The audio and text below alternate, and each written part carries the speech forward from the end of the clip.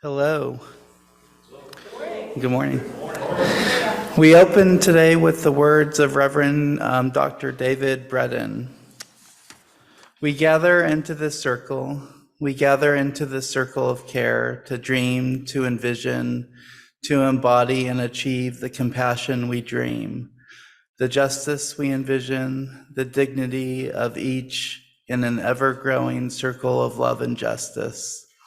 This month in April, we gather around a new theme and consider what it means to be a community of resistance. Today, we reflect with Pastor Izza in what it means to need companions, mentors, buddies, and co-conspirators as we attempt to find joy, pursue our purpose, and build justice in an unjust world.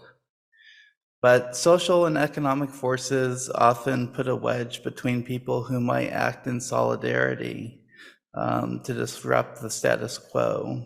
So building trust and claiming companions are revolutionary acts and an expression of our humanity. Today, we work on resisting the forces that divide us from each other. For those new to UUFM, our vision is to be a vibrant, inclusive congregation widely known as a safe haven and a force for social justice.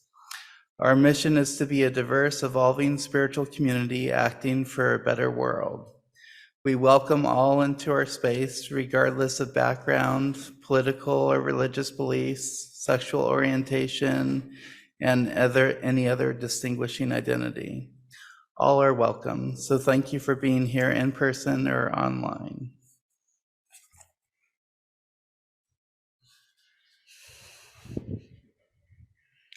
Thank you, Rob. My name is Pastor Isabel Call, and it's my honor and joy to serve as the minister here at the Unitarian Universalist Fellowship of Manhattan.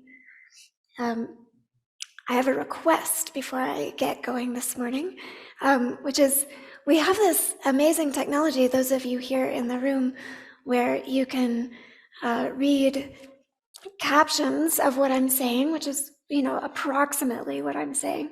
And you can also see the big version of me up there on the screen. But that version of me can't see that you're looking at me. So I would love it if you looked here, if you don't need the captions, which helps me feel a little less like I'm alone up here. So for our acknowledgement this morning, we have a story that I've adapted from Karen Herring's book, Trusting Change. So we use this time in the service to acknowledge the indigenous people of this land and all around the world. And this is a story about an indigenous community in Cherán, Mexico. So it's about 16,000 people, about 200 miles west of Mexico City. And in the early 2000s, illegal loggers began clearing the forests nearby. So for years, 200 or more trucks of stolen lumber passed through the streets every day, guarded by people with machine guns. And 70% of the trees in the forest were felled and removed. And those who stood up to the loggers and cartels frequently disappeared. Karen Herring says there was a zone of fear that quieted resistance. Finally, some of the town's women began gathering quietly to discuss other options. In 2011, 15 women led an uprising against the cartels, blockading the loggers' pickups as they drove through town. Armed, not with guns, but with sticks, rocks, and firecrackers, the women captured 5 of the loggers and used their own cotton shawls to tie them up. In an old stone chapel, they rang church bells to alert the townspeople to join the effort, barricaded the entrances to the town, and successfully turned away Cherán's corrupt president and police when they arrived to free and defend the loggers. 10 years past the uprising, Tehran remains free of cartels, illegal loggers, and corrupt leaders. It has recovered many old indigenous practices and is now governed by a 12-person council that rotates in and out of power. They've replanted most of the forest and established one of the largest rainwater collection systems in Latin America. The path to these achievements, Karen Herring says, has been based almost entirely on claiming companions around a common hearth. So what does she mean, claiming companions around a common hearth?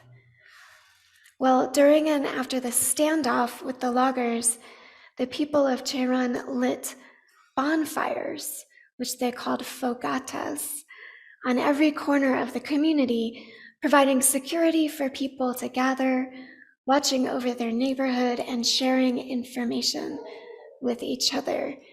These 189 fogatas, which burned for 9 months, soon doubled as public kitchens to become the basic unit of Tehran's emergent political order. And so now we light our fogata, as we do every Sunday morning, and other times we gather, and we call it a chalice.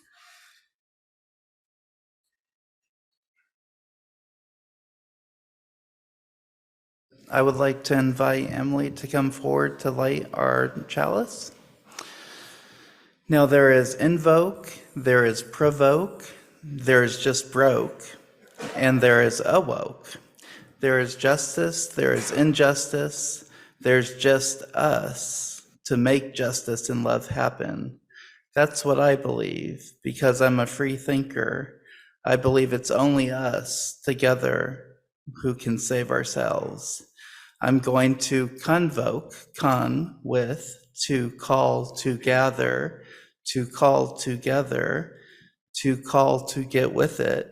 Let's convoke and provoke, because those mad with power, those afraid of truth, shut down newspapers, bomb mosques, close churches, shut meetings down, and shut people up. If you have an address, you're in danger. But the poets, the writers, the artists, the dreamers of a freer way will persist, assist, and resist, invoking, evoking, provoking, convoking, and awaking the populace. You, poets, are the sacred. You, prophet artists, are the hope. You are the resistance. Please join us in body or spirit as we sing hymn 346. Come sing a song with me.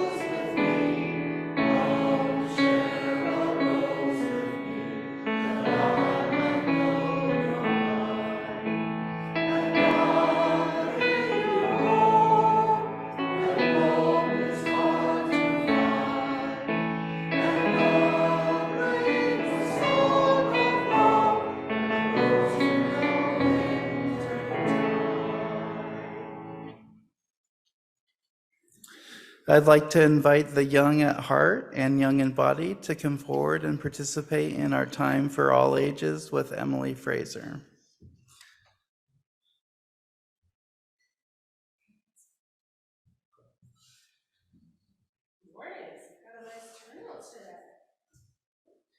All right. Aha, now it's working. Hello, everyone. Good morning.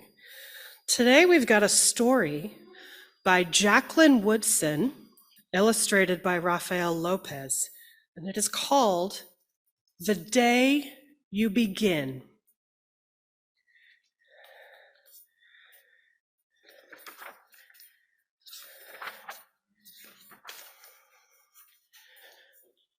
There will be times when you walk into a room and no one there is quite like you. Maybe it will be your skin, your clothes, or the curl of your hair. There will be times when no one understands the way words curl from your mouth, the beautiful language of the country you left behind. My name is Rigoberto. We just moved here from Venezuela. And because they don't understand, the classroom will fill with laughter until the teacher quiets everyone. Rigoberto from Venezuela, your teacher says so soft and beautifully that your name and sound like flowers blooming, the first bright notes of a song. There will be times when the words don't come. Your own voice, once huge, now smaller. When the teacher asks, "What did you do last summer?" Tell the class your story. "We went to France," Chayla says. "These shells came from a beach in Maine." A boy named Jonathan holds out a jar filled with tiny shells so fragile they look like they'll turn to dust in your own untraveled hands. "My whole family went to India, Spain, South Carolina." Each souvenir a small triumph of a journey, their travels going on and on. And as you stand in front of that room, you can only remember how the heat waved as it lifted off the curb, and your days spent at home caring for your little sister, who made you laugh out loud and hugged you hard at nap time. You can only remember the books you kept on reading long after she had fallen to sleep. And in that room, where no one else is quite like you, you'll look down at your own empty hands and wonder, what good is this when other students are flying and sailing and going somewhere? There will be times when the lunch your mother packed for you is too strange or too unfamiliar for others to love as you do. When even your own friend, Nadia, will wrinkle her nose and say, "What's in there anyway?" And you'll wonder how she doesn't see the rice beneath the meat and kimchi. You'll wonder why she doesn't remember that rice is like the most popular food in the world.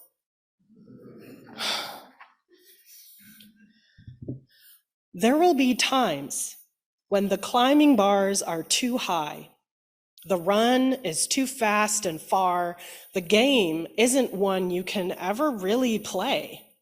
"I don't want him on our team." "You can watch. Maybe you can have a turn later."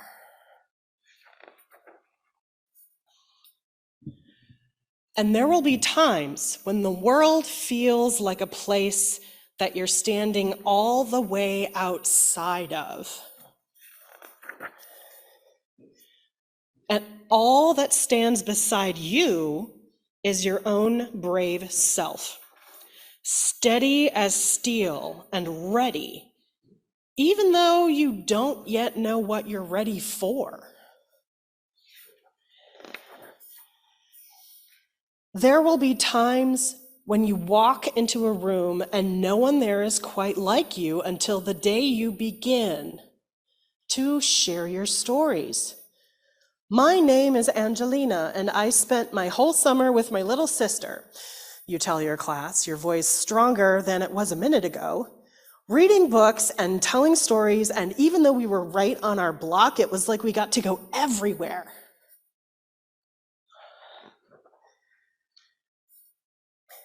Your name is like my sister's, Rigoberto says. Her name is Angelina too. And all at once, in the room where no one else is quite like you, the world opens itself up a little wider to make some space for you. This is the day you begin to find the places inside your laughter and your lunches, your books, your travel, and your stories, where every new friend has something a little like you and something else so fabulously not quite like you at all. The end. Thank you for joining us for that story. Everyone can go into the back for those of you who are going to be joining for RE. So all kids are invited to join together for RE down the hall in the Allsop room. The nursery is open for the youngest, Soul Kids for those in kindergarten through 5th grade, youth group for those 6th grade and up. And after class, we'll all join together for social time. So parents, don't forget to pick up your kids at noon. If you've been in the nursery, please do help pick up those toys. Okay, let's sing them out.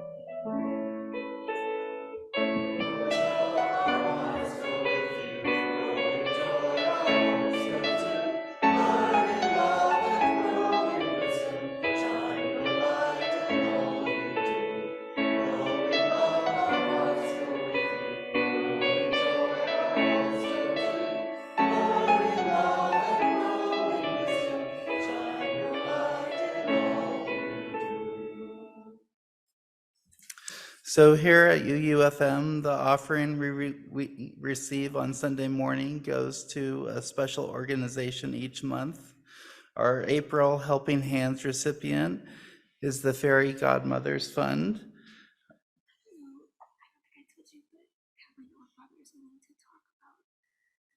Okay.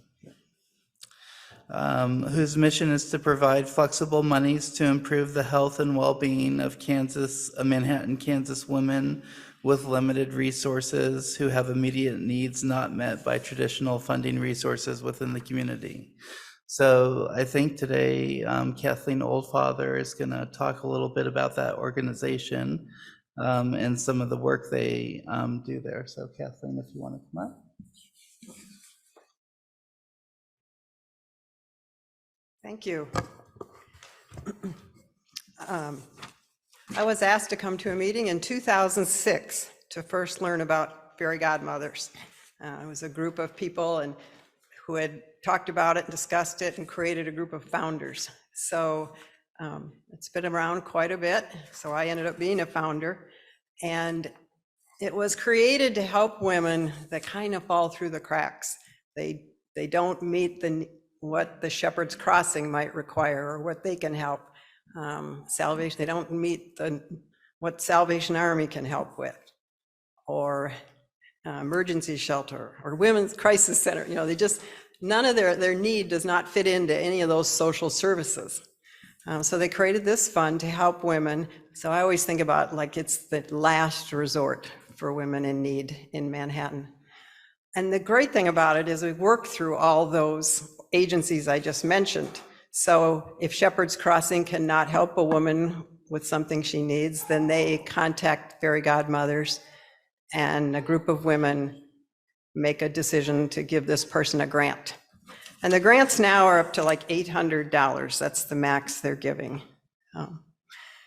So things that happen a lot are things we help people that help the woman get to work a lot of the time. Fix the car so that they can get to work, get the children to childcare, you know, things that help the family keep moving along. Dental work, if a person needs pretty severe dental work, they have a hard time getting a job. So we've helped with that. I remember one time an elderly woman living in an apartment in a hot summer and had no air conditioner. I mean, I think this one was in the 90s or 100 years old almost. And so they got together and got an air conditioner for this woman. So it's helped a variety of needs. In 2018, they started another program in the Fairy Godmothers called HUG, and that's a hand up grant, and where they assist women who are enrolled in a class, like maybe at the technical school or K-State, and they give them an educational grant. So, a hand up. So we've supported it a long time, but the need is always there, and it's just hard to anticipate, all the needs that are out there in our community. So, Mary Beth? I was just going to add, very good. The other main need they had is mattresses. They need mattresses. So that's one of the other main. Mattresses, she mentioned that, especially came up with the men and guardians, I know. So any money put in the basket this month will go towards Fairy Godmothers Fund. It is managed through the Manhattan Community Foundation. No expenses get paid to any staff for Fairy Godmothers. That's all a volunteer organization. So any checks not earmarked for your pledge will go to Fairy Godmothers. Okay, thank you.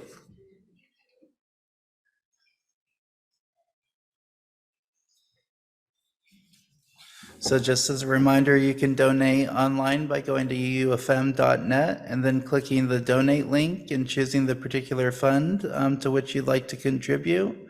Or if you're here, you can put your offering in the basket in the back. I'd also like to invite folks to use this time to share your joys and sorrows. You can write those on the paper and the seat in front of you for Pastor Issa to read, or type something into the chat for Linda Johnson to read on if you're on Zoom. If you're here in the sanctuary, I'll come around and I'll pick up your joys and sorrows. Today, Renee will be playing Respect by Otis Redding. Enjoy.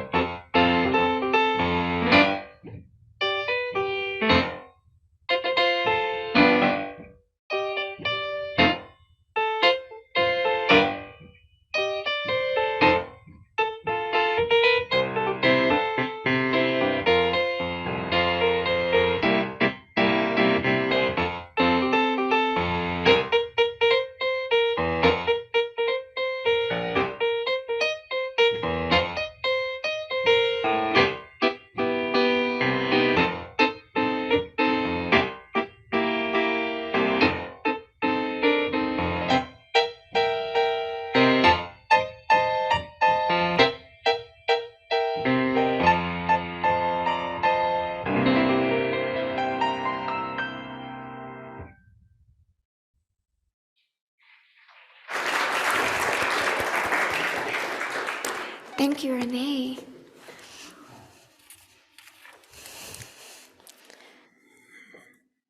So we've come to the time in our service when we share our burdens and amplify our celebrations. Let's call up a spirit of generosity, vulnerability, courage, and compassion as we listen to what has been shared. We received a joy from Sybil Perkins. I am overwhelmed with gratitude for my church community and friends. Thank you for all who helped with Dave's service and to those who attended and shared our celebration of Dave's life. Yeah, thank you, Sybil.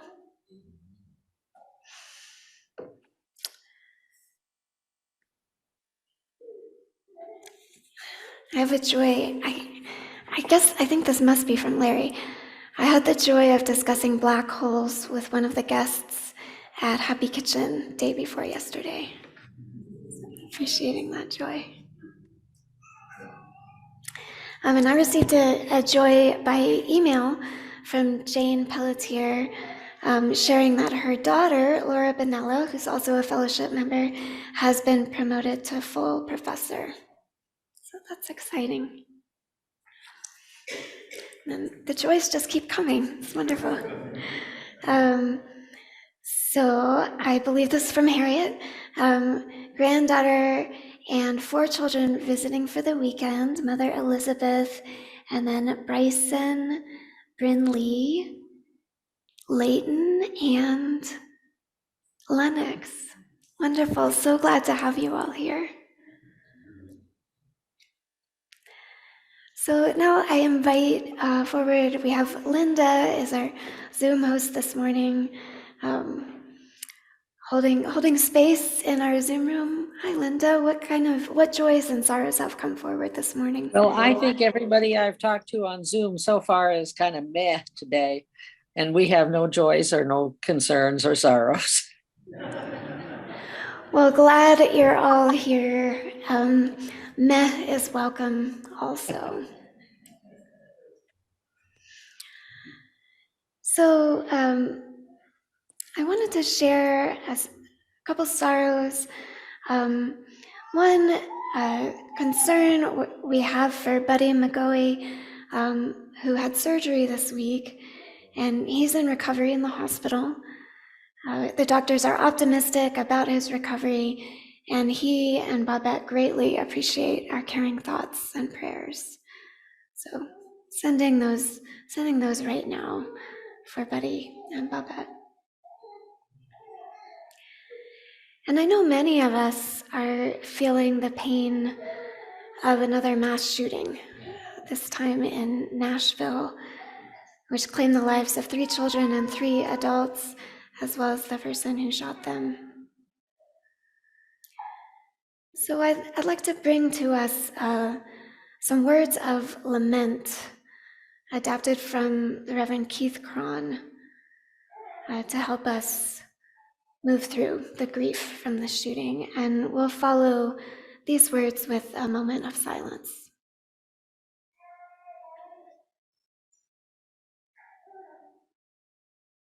Today and forever, I grieve the loss of life. I grieve for the people who died in Nashville. I grieve for their families, friends, and co-workers. I grieve for those who were there and feel both lucky and guilty that they survived while others died. I grieve for all those directly and indirectly affected. I grieve for those who are reminded of their own losses. I grieve for the parents who must explain what happened to their children. I grieve for parents who have wondered if they should have done more when they've seen hatred and anger come from their children. I grieve for those who believe there are sides and lines to be drawn. There are no sides. We all lost on Monday. I grieve for those who will be assumed to be bad people because they are perceived to be like a shooter. I grieve for our country, where we could rush to believe that only others have responsibility for this violence. We must come together for the sake of each other. I grieve for those who will die and those who will lose loved ones in the next shooting. I grieve for a country and for a planet where this violence is all too common, all too familiar, all too tragic. I pray that each of us commits to be a little more humane, a little more compassionate, a little more willing to come together to be a part of solution. I pray that we work together to end hatred and superiority. I pray that we never forget. I pledge to remember. I pledge to be a part of the solution, however many solutions it takes.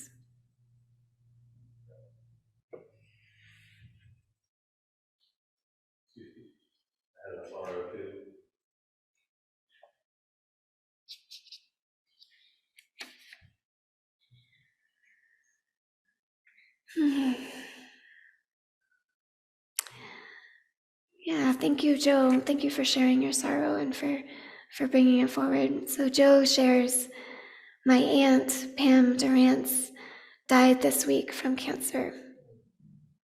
She was 59. She lived just long enough to see her first grandchild. So thank you. Thank you for holding this space, community, and let's take another few breaths of silence.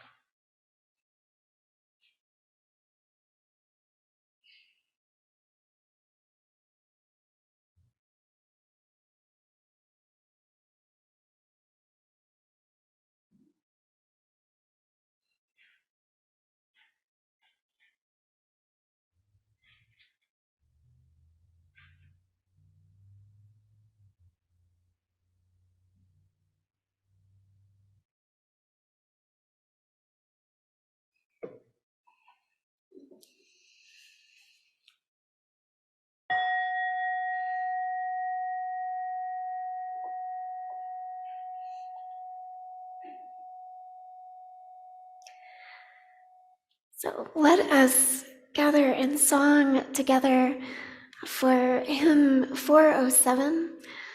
We're going to sit at the welcome table. And I invite you to rise in body or spirit, sing together.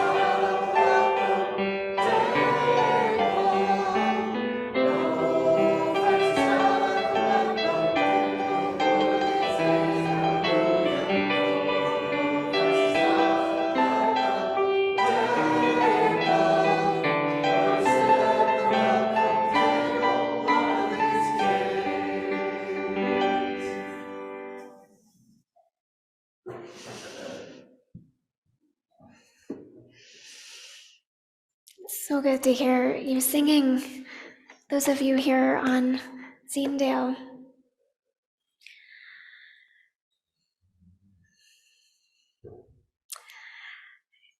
The joys and sorrows ritual is so important for us to know what's going on in each other's lives and bear witness, this joy and sorrow woven finely together in our community, and what courage it takes to speak up and share the things that are tender, to be willing to share that grief. So thank you for sharing it, and thank you for holding it. Being willing to tell our stories is essential to getting to know each other and claiming each other as companions, which is the theme I have brought for you today. And I really liked the story that Emily and Rob picked out of, getting over this hump of sharing what makes us different, realizing that actually is what makes us relatable to others. I first began thinking about claiming companions about 15 years ago when I began a year of service living in a house called Plymouth House. It was a program started by Reverend Craig Rennebaum, a United Church of Christ chaplain in Seattle, for people who had been homeless and then hospitalized for mental health treatment. They would be released from the hospital not to return to the streets, but to live in a beautiful home with shared meals and a gentle team of companions available to accompany them through their healing. Companion, kumpanis, with bread. We made a welcome table and sat with our neighbors, unmarginalizing them, risking the vulnerability to tell our own stories, but mostly listening to find commonality and awe with each other. There were 4 residents plus 4 companions who made a schedule so that at least one of us was available 24 hours a day, every day of the year. It was not easy in a sometimes stressful environment with people recovering from the worst days of their lives, but we wanted to be there, and we worked together to clarify our expectations of each other. The house was a workplace with rules, but rules were not what kept us aligned. In Unitarian Universalism, we make this alignment explicit when we write covenants. One of my favorite resources to explain covenant is a poem by the Reverend Teresa Soto. They write, "Some people are used to keeping rules. Don't cross the street when the light is red, only sensible. It turns out that keeping rules isn't the same as keeping covenant, which asks us, instead of keeping a bright line, to keep our promises.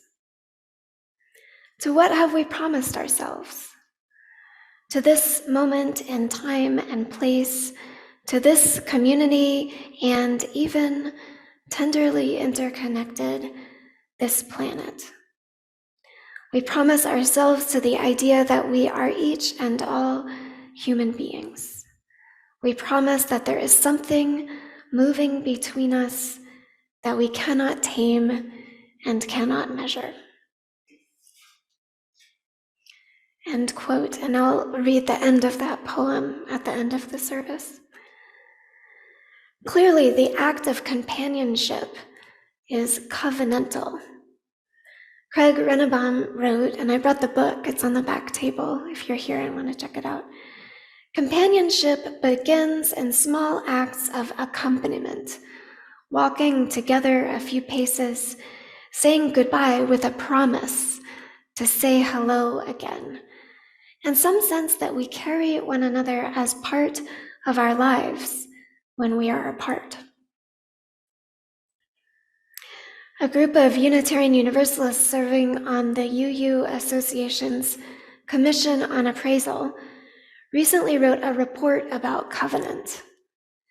They say covenant is like bread we have kneaded ourselves and baked in our own oven, broken and shared with others, eaten and digested. A case can be made that it is sacramental in a way, in that covenant symbolizes what it also is. It is and it acts, it lives. We don't talk much about sacrament here at UUFM, but I thought that was an interesting perspective.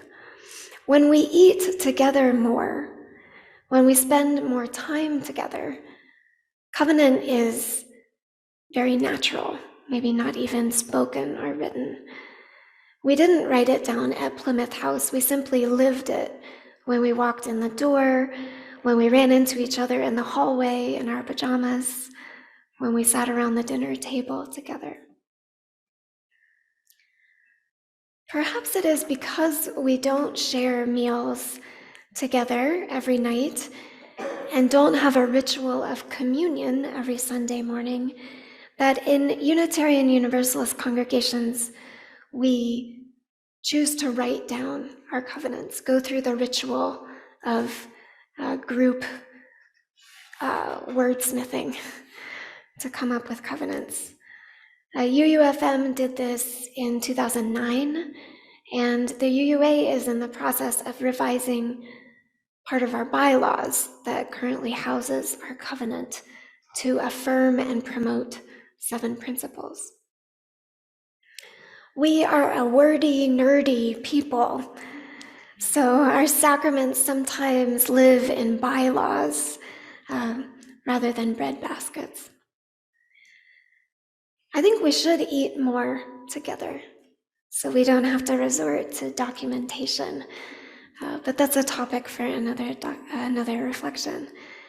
But in the meantime, I believe it to be true, in the words of the Commission on Appraisal, that we rely on covenants for boundaries, tools, and inspiration to call us to our better selves and to hold ourselves and others accountable. So when Dick Beeman saw the title of this service, Claiming Companions Against All Odds, he emailed me for clarification. To my way of thinking, he wrote, a companion is not something that can be claimed. The use of that verb connotes one-sided ownership rather than mutual acceptance. And I agree. Claim is a troublesome word. Sandy and I wrestled with the word claim as we planned the January 1st service. Who was here for that? A few folks here in the room were here. So we rearranged everything. We put the chairs in a big circle and we had a labyrinth in the room with Christmas lights. And we had a ritual that we called a burning and claiming ritual, where you walked the labyrinth and at the center you lit on fire a paper where you'd written things you want to let go of. And it was exciting because it exploded up into the air. And then the other part of the ritual was you picked up an object, a ritual object, sort of a sacrament. What do we call it? A token, to symbolize what you're claiming for the new year, your intention. So Sandy didn't really like the word claim for that ritual, and I didn't either, but we couldn't come up with a better one. We thought about it, so you can chew on that. Maybe you can help us find a better word. When it comes to people in our life, it is true that we cannot claim them like an object picked up in the center of a labyrinth. We probably shouldn't light them on fire either. So no claiming or burning. of the people in our lives.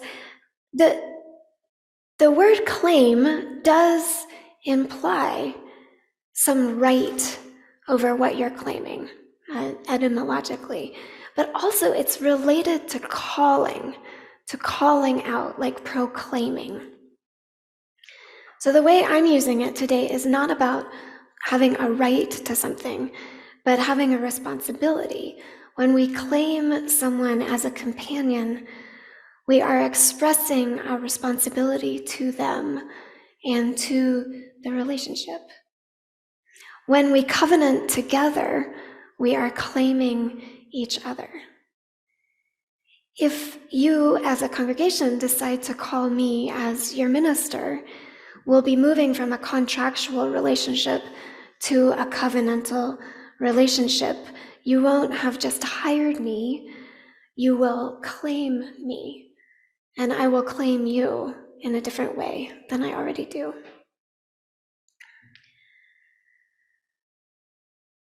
The thing about covenant is that everyone involved has to want it. It can't be one-sided. Covenant means accompanying each other, not a unidirectional relationship of support, but as part of a mutual thriving and collaborative discernment of where we're going together.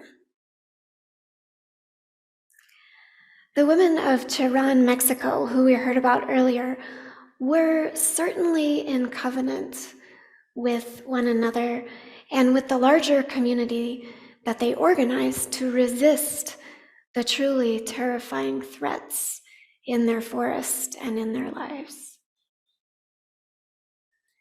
So the summary again of their predicament.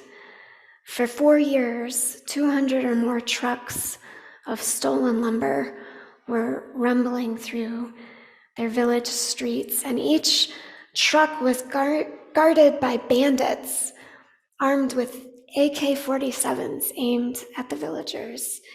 Extortion, kidnapping, and murders created a zone of fear that quieted resistance, while at least 70% of the trees in the area's forests came down. Those who stood up to the loggers and cartels frequently disappeared. So gun violence creates a zone of fear that quiets resistance. For many years, the members of this community suffered in that zone of fear, but all the while, their relationships held strong. Their relationships with each other and their relationships with the land. The community was such a strong, tightly woven fabric that after substantial preparation, when the right moment presented itself, the fabric could literally tie up the bandits and shield the community from further harm. The resistance of those 15 women was fertile, inspiring the rest of their neighbors to engage and ultimately replant the forests they had lost. I needed this story this week after another horrific incident of gun violence in the United States. In the wake of the news, I felt hopeless. I read of legislators not acting, of doing nothing to limit access to guns, of trying, in fact, here in Kansas to make it easier to carry a concealed gun. I found myself in those terrible first moments absorbing the news, scared by a vision of a future where even more people have guns, where it's easier for people with mental health instability to cause damage, and it's easier for greed to steal lives and livelihoods. And I wondered what I would say today about this in my hopelessness. And then I remembered what I'd already planned to say. And I thought of those 15 women with their sticks, rocks, firecrackers, and woven cotton shawls. And I thought, if they can maintain hope after almost a decade of devastation, then I can too. We can too. We can divert the destructive human impulse to claim control over other people and land, and instead claim responsibility for ourselves and others. We can do it. We have done it. Against all odds, communities continue to resist oppression and violence, create welcoming tables, risk telling our stories, risk living with each other in our imperfection. The song we sang earlier, "I'm Gonna Sit at the Welcome Table," is a song from the African American tradition from the time of enslavement. Reverend Kimberly Debus, who studies the hymns in our hymnal, says, "There are about as many versions of this song as there are verses," by which I mean there are many, many verses we don't print in our hymnal. One of them is, "I'm gonna set the world on fire." Later, we're gonna sing the hymn, "Fire of Commitment." And as we do, I will ask you to think of the 189 fogatas lit by the residents of Tehran on every corner of the community, which burned for 9 months and hearkened a new life of self-determination, almost entirely free of violent crime. So we'll be opening the floor to discussion in a moment. And my prompt for you for this discussion is, what is your fogata here at UUFM? Your understanding of our common hearth? How do you claim companions and resist what must be resisted? So as you reflect for a few moments, Renee is going to play just the start of Fire of Commitment so it gets in your ears for later.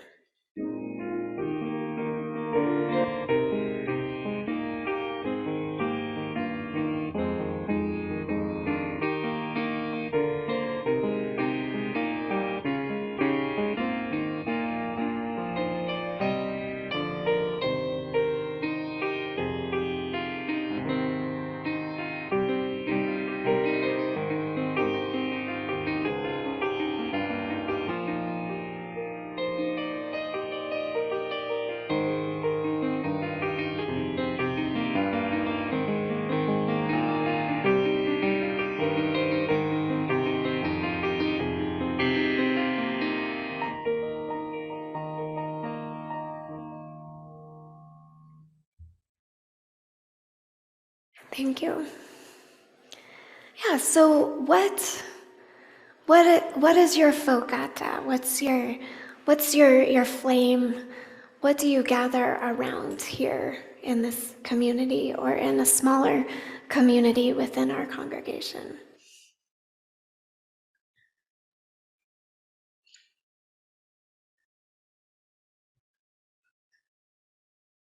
Larry Weaver here. When I think of commitment, when the first thing that comes to my mind is the joyful work I do with about a dozen other you use here with Happy Kitchen. It's a wonderful experience to talk in the kitchen, talk with guests at the table, and yes, the guests who come to Happy Kitchen are part of they live on the margins of our society, but they're interested in quantum mechanics, They want to know about special relativity. How can gravity slow stuff down? That they're interested in religion. They want to talk about, am I an agnostic, a humanist? What's the difference between ethics and morals? I have a responsibility. I've accepted a responsibility for living with and working with and serving these folks. And it's wonderful to share that commitment with about a dozen other Unitarians here. I'd like it to welcome more of you to that. But you do have to get up at 6 o'clock in the morning. Sounds like it's worth it. Thank you, Larry. Yeah, it sounds like you're practicing companionship, and they're companioning you through some of the intellectual questions you most love. Yeah. I find it really reinvigorating when I go to do like any type of social justice work, and I look around and of course there's other UUs there. It makes me feel like a sense of home with me wherever we are. So. Yeah. Finding that flame out in the world that we're gathering around. Well, most of you know that I live at Meadowlark, and there are many lonely women there. They may have a husband, but the husband's usually disabled or something, and they can't get out much. So when my grandkids came, the first thing they want to do is paint. I have a shower curtain over my coffee table. That's where they paint. Anyway, so I suggested they paint a picture for these ladies. And then we went around, knocked on the door, and gave them the pictures. You'd think we'd given them a pot of gold or something. They just loved it. And they've got the pictures up by their door, and it was a simple little thing, but it was something they could do and I could do. So yeah. I recommend it. Yeah, a generosity of spirit and finding joy in what you're making to give to others.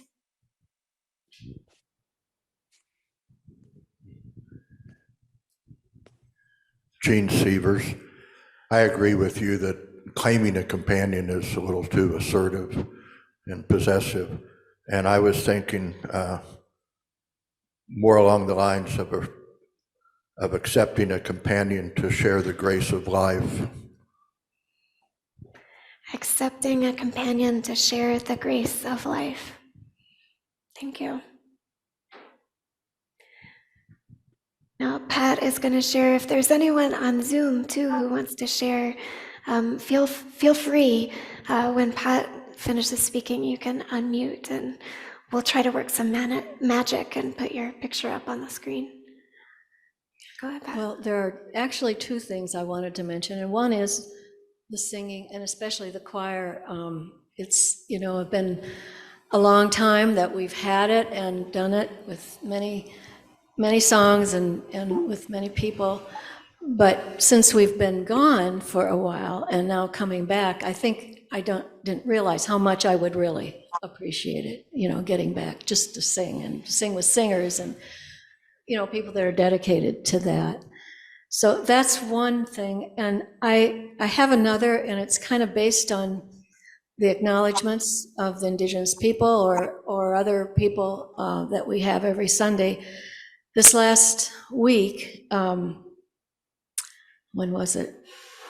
Ken and I and some others went to Lawrence for the Sacred Red Rock meeting there of people that have met there. And it's like, okay, the acknowledgments, which I feel we need, I think they're good, and I think many of us have wanted to see that extend somehow to the people themselves that we're acknowledging. And so that felt really good to be able to do that way with the Kaw people and people from Haskell that were of different tribes, and then the community like us and others that were really trying to acknowledge and support the taking of the stolen rock from Lawrence to the Kaw tribe, which will be in Council Grove.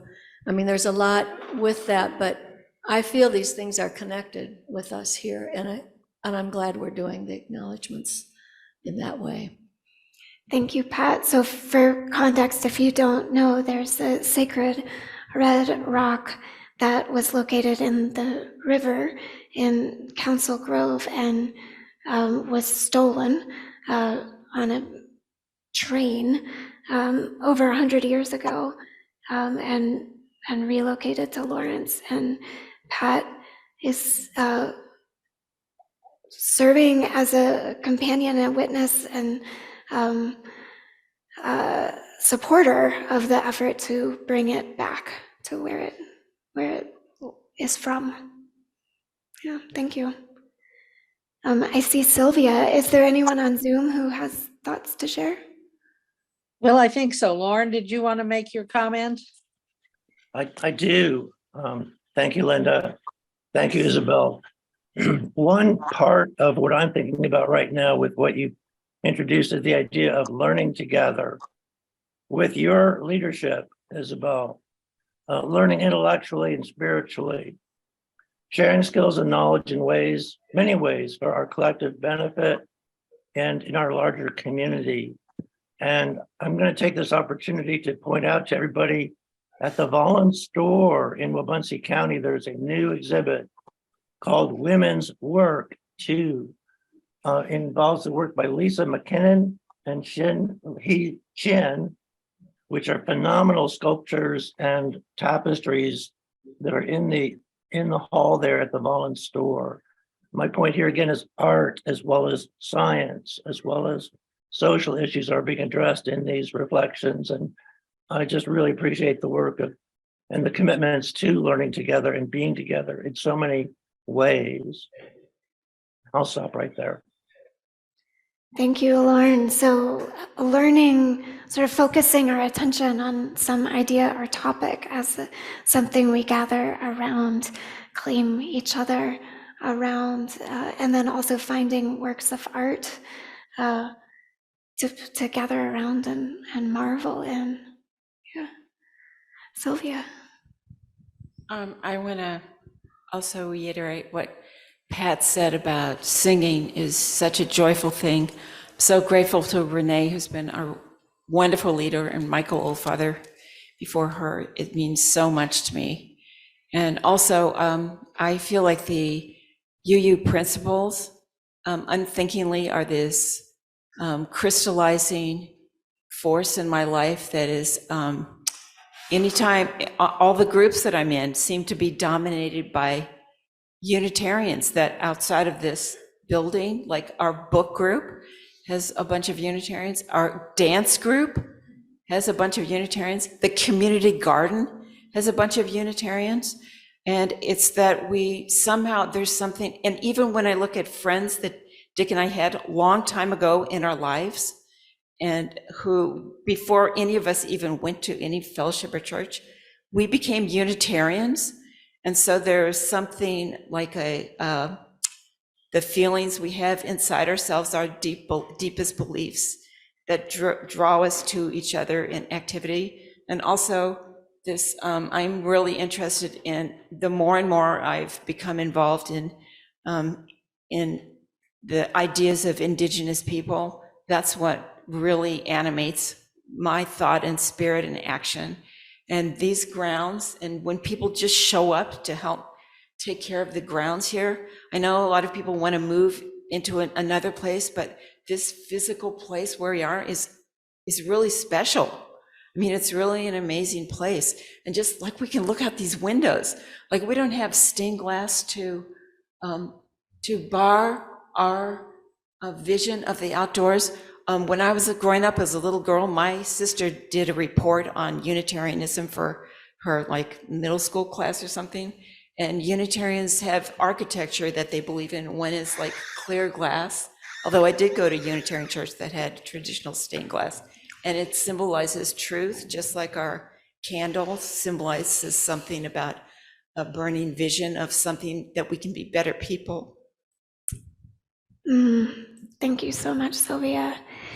I see Diane in the back. You and Pat both reminded me, I skipped something in the order of service, which is a beautiful song, harmonized and video. Yeah, the singing together is so powerful.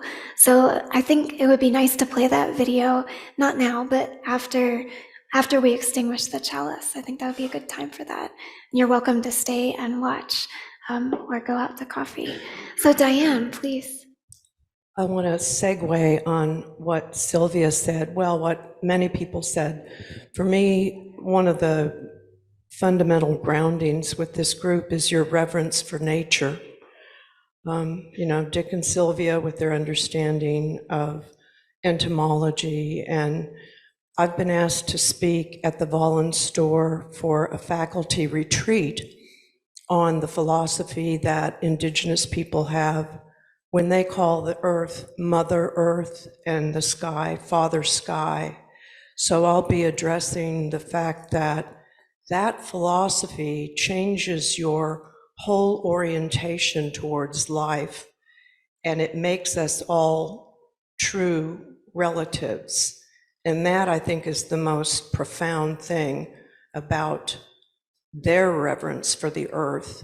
And they are not inventing anything. They're following a belief system that leads you to gratitude and humility that strengthens community. And I see that as a fundamental draw to stay devoted to this community. Thank you. Yeah, just feeling here for a moment the land under my feet, under our bodies, here on Zinedale, and you can do the same on Zoom.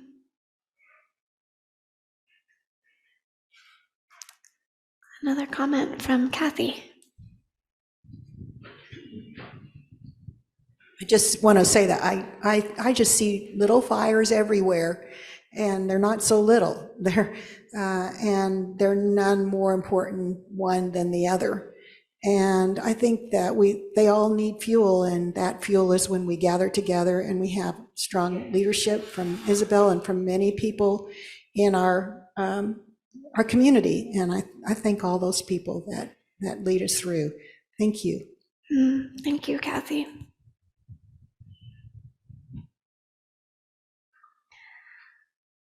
Well, I think it might be time to sing. There aren't any more comments. So this is Fire of Commitment, and I invite you to rise and body your spirit for this song and join in. It's one of the newer Unitarian Universalist hymns, and I think really speaks to our theology.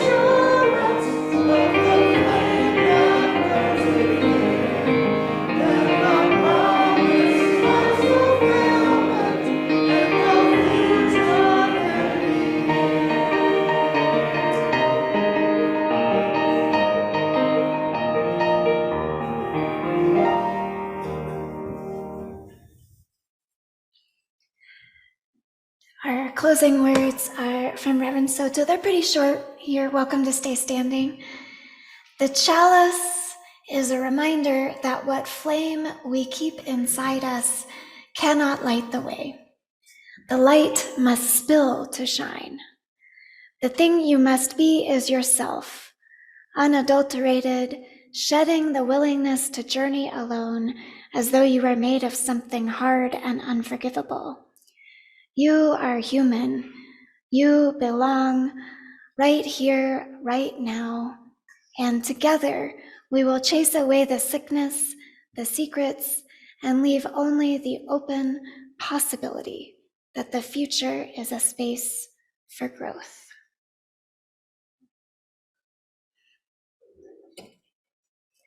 So we extinguish this flame, knowing that the light continues shining within. So I have one announcement. Next week is Easter. We will have an Easter egg hunt with the traditional UUFM rules, which make it extra fun. And we will have a potluck. So join in with the potluck. It's an informal, sort of anarchic event, but we can make it happen. So come, bring your food, bring yourselves, bring your willingness to haul tables and chairs, and we will break bread together.